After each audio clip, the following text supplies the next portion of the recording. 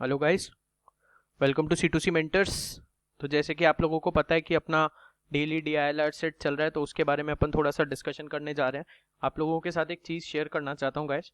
काफ़ी रिक्वेस्ट आ रही है कि डिफ़िकल्ट नहीं आते हैं सेट्स, डिफ़िकल्ट नहीं आते हैं, तो उसके रिगार्डिंग ही आप लोगों को मैं बताना चाह रहा हूँ कि गाइस देखो, there is a way, easy, moderate and difficult. Okay, हम सबसे ज़्यादा प्रैक्टिस इन चीज़ों की करेंगे, उससे कम बात प्रैक्टिस इन चीज़ों की करेंगे, और सबसे लास्ट में प्रैक्टिस इन चीज़ों की करेंगे। उसका रीज़न सबसे बड़ा ये है कि अगर मैं कोई डिफ़िकल्ट सेट पोस्ट करता हूँ, सपोज करो, एंड उसका सॉल्यूशन 40 मिनट्स का आता है या 35 मिनट्स का आता है या 25 मिनट्स का आता है, आप लोग खुद प्रैक्टिकल हो, डू यू गाइज विल, मतलब तुम लोग अटेम्प्ट करोगे क्या कभी वो सेट को एग्जाम कंडीशंस में जिसमें 25 मिनट समझने में लग रहे हैं किसी चीज़ को?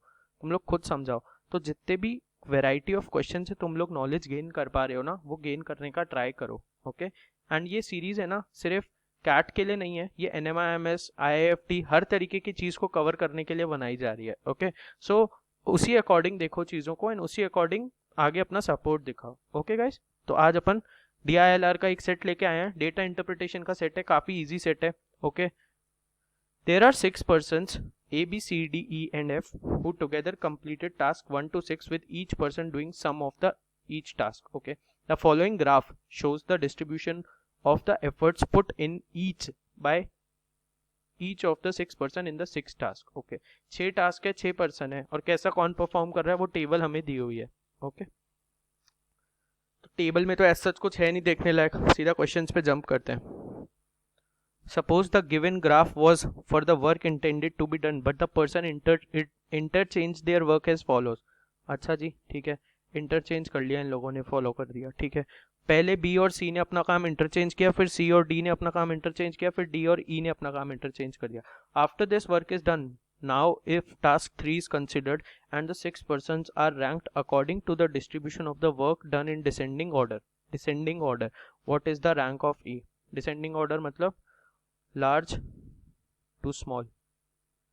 ओके, तो पहले बी और सी का चेंज हो रहा है और टास्क 3 हमें कंसिडर करना है। ठीक है, टास्क 3 में बी का काम अब सी कर रहा है और सी का काम अब बी कर रहा है। ओके, आगे कौन चेंज हो रहा है? फिर हो रहा है सी एंड डी में चेंज, देन सी खत्म तो सी इधर आएगा, डी इधर आएगा।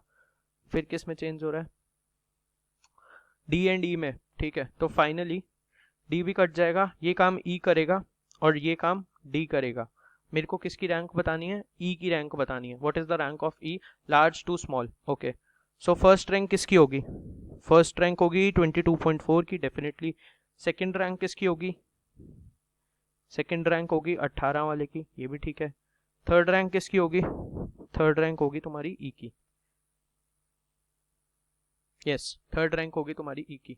तो आई होप आप लोगों को ये समझ आ गया। बहुत ही इजी क्वेश्चन है गाइस, कुछ भी नहीं है इन सारे क्वेश्चंस में, बस ये IIFT और NMAT में आते हैं, स्नैप में आते हैं ऐसे क्वेश्चंस, तो आप लोग एक बार देख लो कि इस तरीके का पैटर्न होता है उनका भी। Okay, if for task 4 all the persons other than A को छोड़कर टास्क 4 में सब लोग डिसाइड करें to evenly share their work, what would be the change in percentage distribution of the work done by E.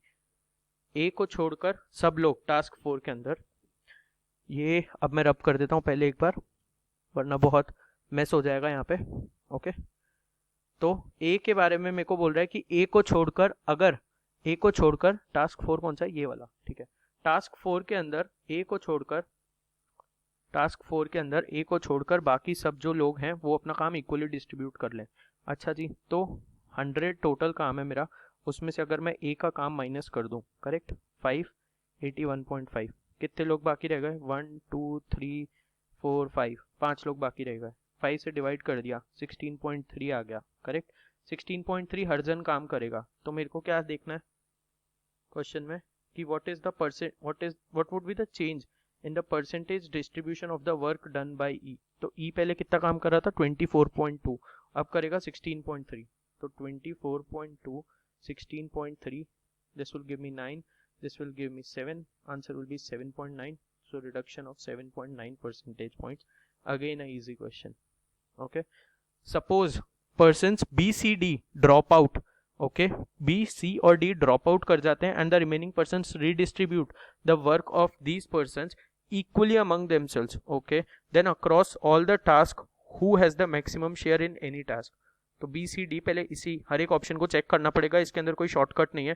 तो task 1 और ई person का निकालते हैं कितना काम है. ठीक है, टास्क 1 में ई पर्सन का अगर बी सी और डी चले जाते हैं तो टास्क 1 में बी सी डी अगर चले गए तो 17.2 plus 15.8. So 17 and 15 will give me 32 plus 1 will give me 33 and this 10.8 will give me 43.8. Okay, that this particular portion of work is distributed equally among the other 3 persons. Okay, so 3 1s are 3, 3 4s are 12. Okay, 3 1s are 3, 3 4s are 12, 3 6s are 18. Okay, so 14.6 हो जाएगा यहाँ पे add, which will be giving me 2 7 37.2. Okay, ये चीज मेरे को 37.2 देगी. First का आंसर आ जाएगा 37.2. ओके, अब मेरे को करना है person F task 5. Person F task 5. Okay, person F task 5. BCD जा रहे हैं अभी भी, तो बीसीडी जा रहे हैं तो 14 and 9 will give me 23, 23.9. 23 plus 13 will give me 36, 36.9, 36.9 plus 0.2 will give me 37.1. So 37.1 divided by 3 will give me 12.36. 12.36 कुछ देगा, और इसको अगर मैं 12.3 कुछ ऐड भी करता हूँ तो 9 and 3 will give me 12, 3 and 2 will give me 36.2, which is definitely less than 37.2. तो ये तो अभी तक आंसर नहीं होगा. पर्सन एफ तो खत्म हो गया यहाँ पे. Person E task 6.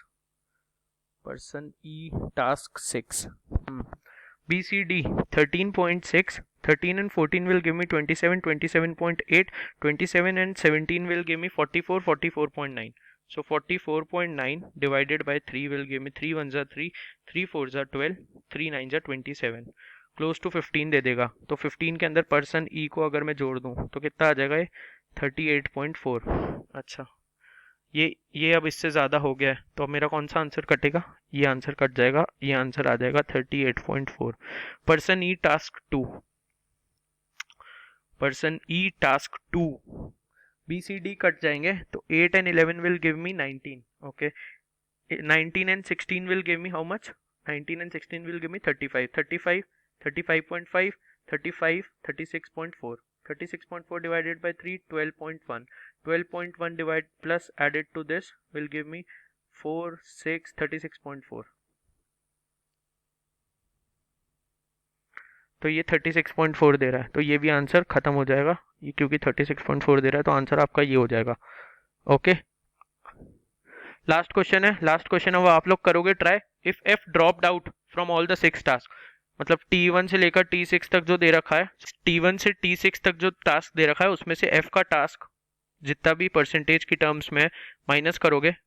If F dropped out of all the 6 task and his share of work is equally divided between C and D, उसको जो भी F का नंबर है उसे डिवाइडेड बाय 2 करोगे, उसको C के पोर्शन में ऐड कर दोगे. ठीक है, फिर जो C का पोर्शन आएगा, the number of the task in which E share of work, E का जो शेयर ऑफ वर्क है, E's share of work, E का जो शेयर ऑफ वर्क है is more than that of number. तो E का वर्क निकालोगे, फिर C का जो ऐड किया है वो वर्क निकालोगे और कंपेयर करोगे कि कितने ऐसे टास्क में ये काम ज्यादा हो रहा है, वो आंसर करोगे. Okay, I am waiting for your answer in the comment section.